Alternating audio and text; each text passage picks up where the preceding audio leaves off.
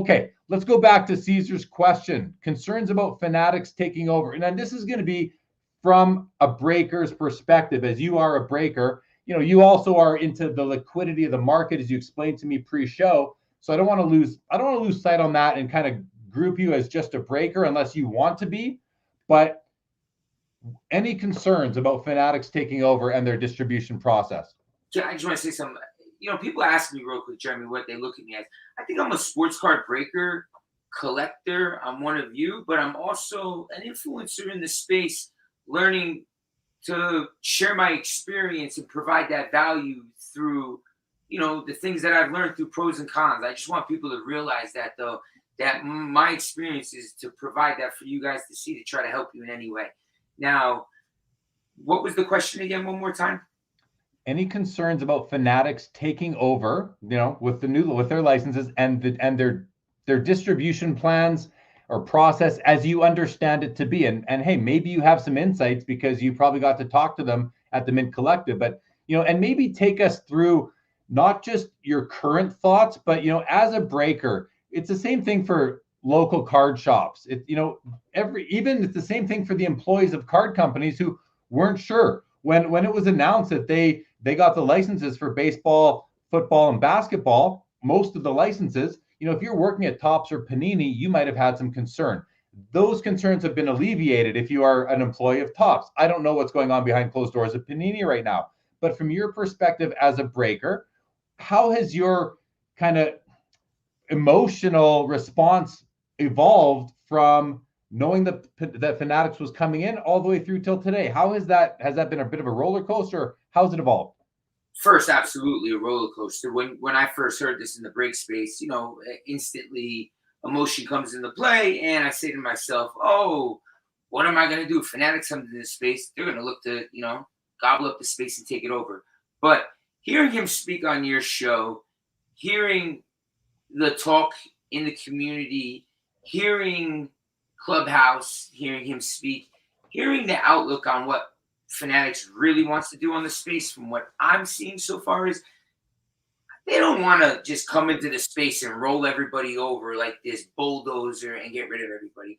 We're not going to see that happen with these card shops. We're not going to see that happen with the breakers. I think they believe and they recognize that breakers helped grow the space over the past 2 years, that they're a strong part of the ecosystem, and so are the sports card shops. I believe that they're going to find a way in order to bridge the gap here. And what I mean by that is being able to provide a product that can be given to breakers and sports card shop owners, recognizing that they both have a play in the hobby, that foot traffic is just as important as virtual traffic, even though that virtual traffic can lay down 10 times the amount.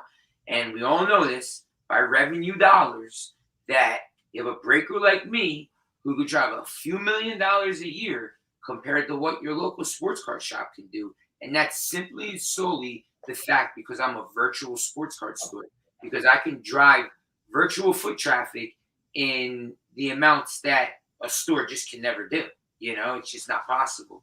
So I said to myself in the beginning that I needed to recognize what was going on here and learn as much as possible. So I immediately took to the internet, tried to find out as much as possible. The Mint Collective cleared some things up. I got a chance to speak to Fanatics at Mint Collective. I spoke with the memorabilia department. I was lucky enough to say that I'm loving to bring Fanatics to the table. I think I'm okay to be able to say that. I'm going to be having memorabilia to start with. We're going to put it on Whatnot. We're going to do helmets, mystery boxes in the shape of, anything they have to do with the memorabilia side of things. And the reason I'm intrigued to do that was, I want to be able to show them that, Whatnot's the platform that, things like this can be done on. And the space that we're in right now calls for this. And that breakers my size not only can just move wax and move slabs, but we also can move autographs, because there's a huge demand and a huge place for autograph memorabilia in the hobby. We are seeing that today. Whatnot actually has a niche, a whole division dedicated just to memorabilia now. I think it's run about 2 months in running. But I also recognize and hear that, they're reaching out and they're recognizing what is taking place over the past 2 years. They're recognizing the players, the ones that draw attention right now, the ones that produce numbers. They need to know all this. I think that they're going to come into this. I think they're showing already that they're understanding A, sports card collectors' behavior, B, breakers and sports card shops' behavior. I think they need to understand all those characteristics and group it all together and realize what's taking place. And from what I know right now, they're doing a very good job at putting all this stuff together right now. I think you're going to see them move very quickly.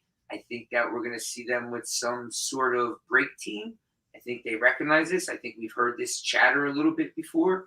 And we also heard the chatter about them and, maybe releasing Dutch auctions to release product maybe and allow the sports card breakers and the shop owners to maybe dictate the price of the market maybe.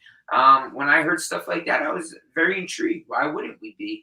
Wouldn't that be completely transparent and something that would be like on a voting system, something that is democracy right there? Is that the right word for it? I don't know, but isn't there like some type of system there that if we bid it and chose blind Dutch auctions or Dutch auctions to set the price of a product, wouldn't that be as legitimate as it could get? I would think so. So when I heard things like this, super intrigued.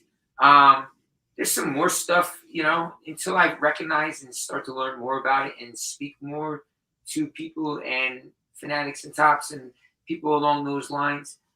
Let's just say I'm very interested. My ears are to the streets, just like yours are. And when I can share more information or when I hear more information, I'd love to be able to share it with you.